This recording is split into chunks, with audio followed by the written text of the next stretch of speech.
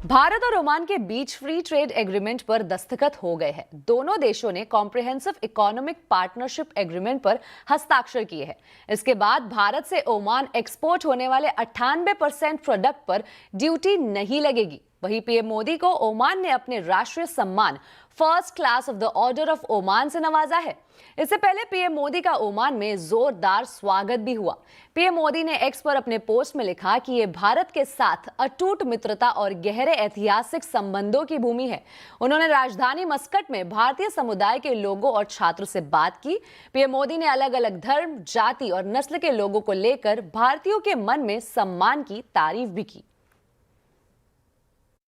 आज हम एक ऐसा ऐतिहासिक निर्णय ले रहे हैं जिसकी गूंज आने वाले कई दशकों तक सुनाई देगी।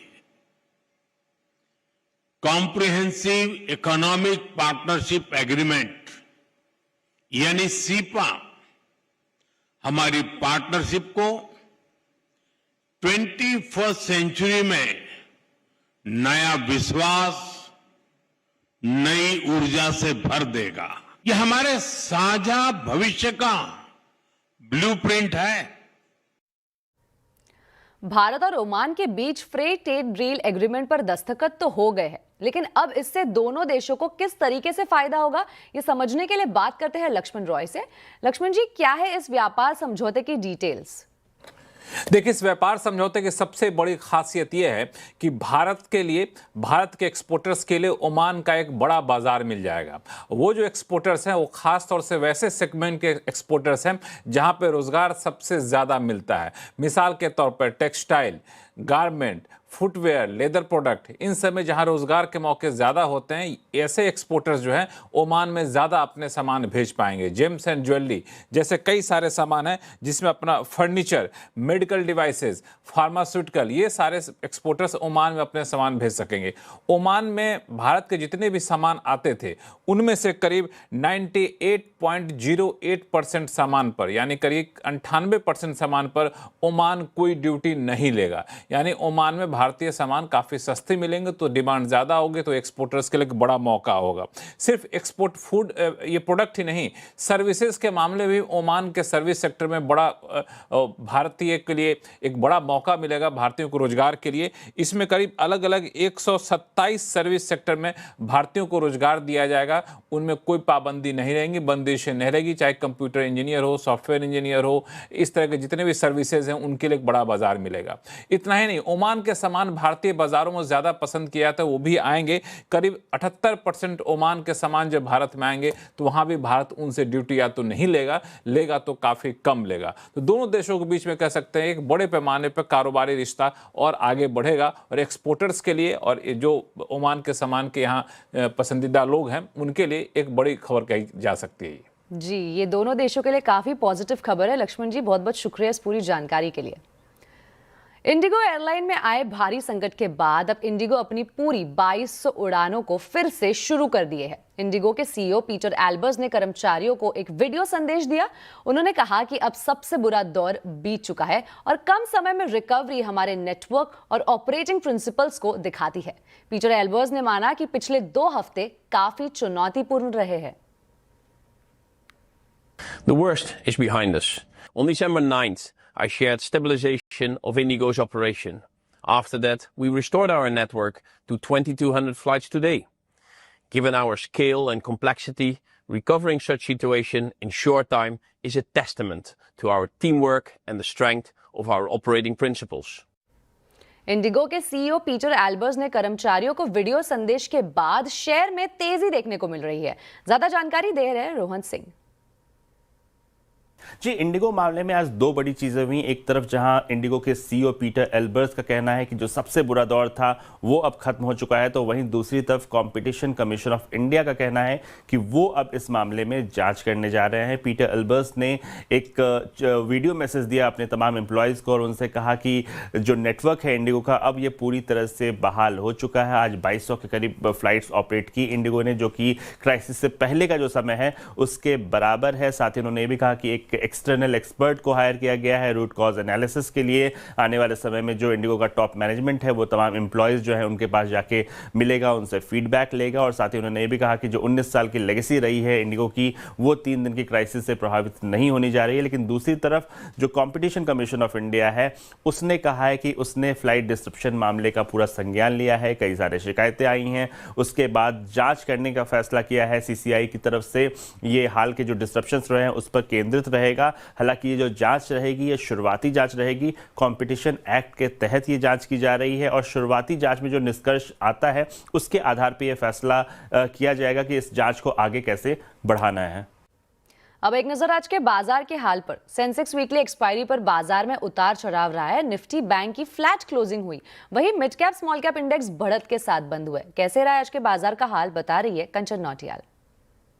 तो हफ्ते का चौथा कारोबारी दिन और बाजार में हमें एक फ्लैट क्लोजिंग आज के सत्र में देखने को मिली है। अगर बात करें पॉजिटिव साइड की तो देखिए आईटी पैक में अच्छी खासी तेजी आज के सत्र में देखी गई है ड्यू टू जो टीसीएस की एनालिस्ट मीट के जो पॉइंटर्स आए हैं वो काफी ज्यादा पॉजिटिव साइड में है। एआई रेवेन्यू में अच्छा खासा सुधार जो है वो देखने को मिल रहा है। इनफैक्ट आगे के आउटलुक को लेकर भी काफी ज्यादा ऑप्टिमिस्टिक इस टाइम पे कंपनी जो है दिखाई दे रही है।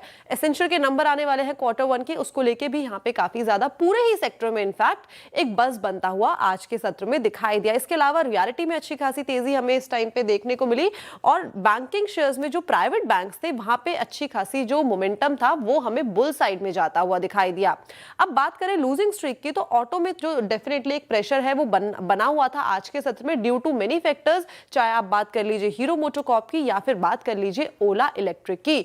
अब बात करते हैं कि निफ्टी के बढ़ने वाले शेयर्स कौन से रहे। इंटरग्लोब एविएशन यहाँ पे जो कंपनी के मैनेजमेंट है उसमें से एक अच्छा खासा रिलीफ आया है एम्प्लॉयज को लेके, आगे की सिचुएशन को लेके। उसके बाद ये तेजी टीसीएस जैसे कि मैंने मेंशन किया, एनालिस्ट मीट के बाद ये तेजी मैक्स हेल्थ केयर और टेक महिंद्रा यहाँ पे भी अच्छे खासे गेन्स जो है लॉन्ग पोजीशन जो है वो बनती हुई दिखाई दी है। लूजिंग पॉकेट की बात कर ली जाए सन फार्मास्यूटिकल, जैसे कि मैंने अपने आज के लिंक में भी बताया था कि यहाँ पे यूएस एफडीए की गाज गिरी है जिसके बाद ये गिरावट देखी गई है। टाटा स्टील, पावर ग्रिड और एशियन पेंट ने आज एक फ्लैट क्लोजिंग दी है। ब्रॉडर मार्केट की तरफ नजर डाली जाए तो देखिए बढ़ने वालों में आज एएमसी शेयर सारे ही अच्छे खासे तेजी के साथ कारोबार कर रहे थे बिकॉज जो सेबी का कंसल्टेशन पेपर आया है जो एक्सपेक्टेड किया गया था वहां से अच्छा खासा उभर के आया है, जिसके बाद ये रौनक यहाँ पे देखी गई है पीबी फिनटेक, एमएनएम फाइनेंशियल और अशोक लेलैंड। लूजिंग पॉकेट की अगर बात कर ली जाए तो एमआरपीएल, कमिंस, सेल और टाटा कम्युनिकेशन में आज करीब करीब 2% की गिरावट रही है। लेकिन अगर क्लोजिंग की बात करें तो एक फ्लैट साइड में आज बंद हुआ है बाजार। अब बात करेंगे दिल्ली की। दिल्ली में आज से वैलिड पोल्यूशन सर्टिफिकेट के बिना पेट्रोल डीजल नहीं मिलेगा। जी हां, प्रदूषण की समस्या से निपटने के लिए दिल्ली सरकार ने यह सख्त कदम उठाया है। नो पीयूसी नो फ्यूल के नियम को सख्ती से लागू करने के लिए पेट्रोल पंप पर मार्शल्स की भी तैनाती की गई है। देखिए आलोक प्रियदर्शी की एक ग्राउंड रिपोर्ट। दिल्ली में आज से लागू हो चुका है नो पीयूसी नो फ्यूल का नियम। इसका मतलब जिन गाड़ियों के पास भी valid pollution under control certificate नहीं होगा उनको पेट्रोल पंप से पेट्रोल या डीजल नहीं मिलेगा। जी हां, दिल्ली में प्रदूषण की भयावह स्थिति को देखते हुए दिल्ली सरकार ने यह सख्त कदम उठाया है। लेकिन इसके बाद खासतौर से जो राहगीर हैं, जो लोग पेट्रोल पंप पे आते हैं उनमें और खासतौर से जो पेट्रोल पंप के मालिक हैं उनमें एक परेशानी है, एक अफरा तफरी है। और आप देख सकते हैं यहाँ पर सभी गाड़ियों को जो भी यहाँ पर आ रहे हैं पेट्रोल भराने के लिए उनसे पॉल्यूशन जांच की जा रही है। एक पॉस मशीन है, उसके जरिए नंबर डाल के ये चेक किया जा रहा है कि इनकी बाइक है, बाइक में valid pollution under control certificate है या नहीं है।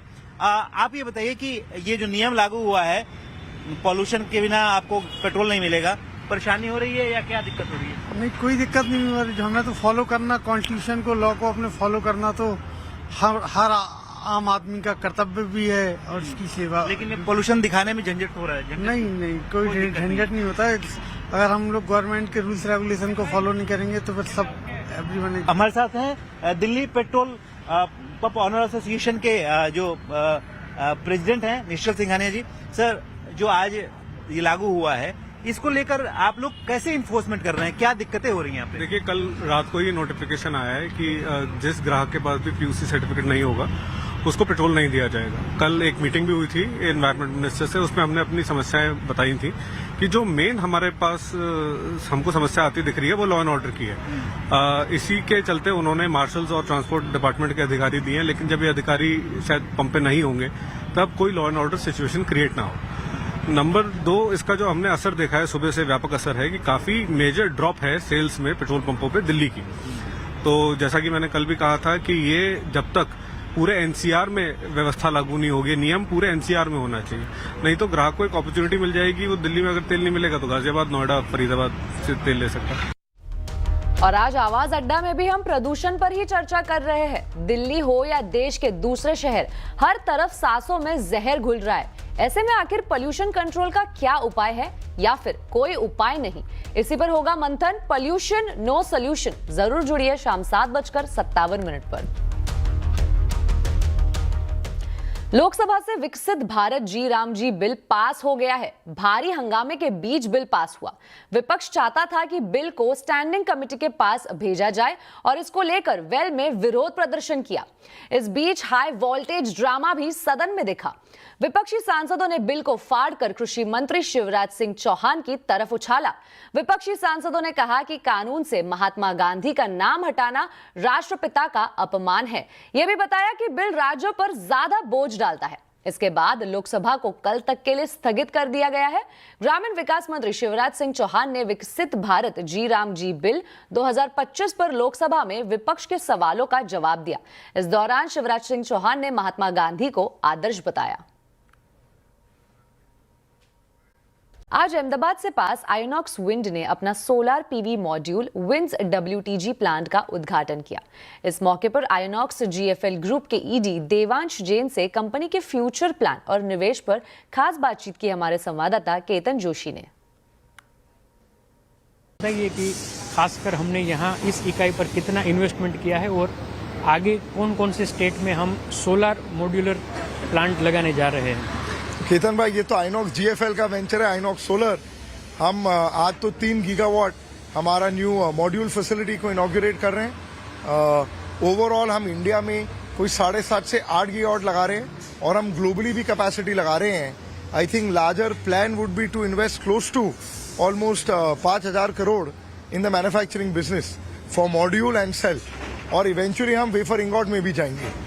तो अभी एग्जिस्टिंग हमारी कैपेसिटी कितनी है सोलर और विंड दोनों मिलाकर, और अगले 3 साल में हम कहाँ कैपेसिटी को लेकर जाना चाहते हैं? देखिए, विंड में सोलर में तो आज हमारी 3 गीगावाट की मॉड्यूल फैसिलिटी है। हम उड़ीसा में एक बहुत बड़ा इन्वेस्टमेंट कर रहे हैं सेल में, जो अगले कुछ महीनों में रेडी हो जाएगा। वो इवेंचुअली हम 7.5 गीगावाट लेकर जाएंगे सेल को, और उसके साथ ही साथ हम मॉड्यूल में उधर इन्वेस्ट करेंगे। और हम 1 और 2 स्टेट में अभी डिस्कशंस कर रहे हैं जहाँ पे हम और मॉड्यूल फैसिलिटी लगा लें। विंड में देखिए, हमारी मैन्युफैक्चरिंग कैपेसिटी आज की डेट में ब्लेड, टावर, नसल तीनों को मिला के करीब 3 गीगावाट है। आज हम हमारा एक नया 1.2 गीगावाट नसल फैसिलिटी को भी इनॉग्रेट कर रहे हैं, जो इधर से करीबी है। तो ये हमारा गुजरात में तीसरा प्लांट होगा विंड टर्बाइंस का। केमिकल्स में तो बहुत सारे प्लांट हैं, सोलर में ही हमारा पहला प्लांट है, but this is where we are.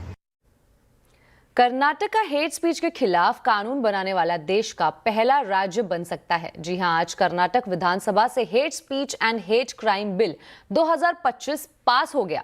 अभी बिल को विधान परिषद से भी पास करवाना बाकी है।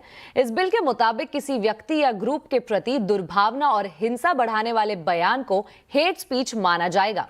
अगर हेट स्पीच का आरोप किसी संगठन से जुड़े व्यक्ति पर लगता है तो उस संगठन के जिम्मेदार व्यक्तियों को भी दोषी माना जाएगा। इसके अलावा राज्य सरकार को सोशल मीडिया से हेट स्पीच से जुड़े पोस्ट हटवाने का भी अधिकार होगा। पहली बार दोषी पाए जाने पर 1 साल से 7 साल तक की सजा और 50,000 रुपए जुर्माने का प्रावधान भी है। अगली खबर में बात करेंगे पंजाब की। पंजाब में स्थानीय निकाय चुनावों में आम आदमी पार्टी की बड़ी जीत पर अरविंद केजरीवाल की पहली प्रतिक्रिया सामने आई है। सीएम भगवंत मान के साथ प्रेस कॉन्फ्रेंस में अरविंद केजरीवाल ने कहा है कि नतीजों से साफ संकेत मिला है कि लोग मौजूदा सरकार के कामकाज से खुश हैं। केजरीवाल ने कहा है कि आपने ग्रामीण क्षेत्रों की 70% सीटें जीती है। यह इस बात का सबूत है कि ग्रामीण क्षेत्र में आपकी लहर है। उन्होंने कहा है, नतीजे बताते हैं कि भगवंत मान की अगुवाई वाली सरकार ने जो काम किए हैं उससे लोग काफी खुश हैं। अभी तक जितने नतीजे आए हैं वो ये दिखाते हैं कि आम आदमी पार्टी ने एक तरह से पूरे पंजाब की ग्रामीण क्षेत्रों में स्वीप की है। वो कौन से काम है जिससे ग्रामीण क्षेत्र के लोग बहुत खुश हैं? सबसे बड़ा काम है युद्ध नशे विरुद्ध। पहली बार हमारी सरकार के दौरान लोगों ने देखा कि नशा बेचने वालों के घरों के ऊपर बुलडोजर चले और 25,000 से ज़्यादा लोग गिरफ्तार हो चुके हैं अभी तक। किसानों के गांव में खेतों में पहली बार 75 साल के बाद उनके खेतों में पानी आया है, नहर का पानी आया है। बिजली फ्री जो की है हमने, 90% से ज़्यादा पंजाब को आज अपने घर की बिजली फ्री मिल रही है। इससे लोग बहुत खुश हैं। अब आपको बता दें, ब्लूमबर्ग ने दुनिया के 25 सबसे अमीर परिवारों की लिस्ट जारी की है। अमीर फैमिली की लिस्ट में सिर्फ 8 परिवारों की संपत्ति ही $100 अरब से अधिक है। रिच फैमिली की इस लिस्ट में भारत से सिर्फ अंबानी परिवार को जगह मिली है। 105.6 अरब डॉलर संपत्ति के साथ वो 8वें पायदान पर है। इस लिस्ट में नंबर 1 पर है अमेरिका की वॉल्टन फैमिली, जो दुनिया की सबसे बड़ी रिटेल कंपनी वॉलमार्ट से जुड़ी है। अब एक नजर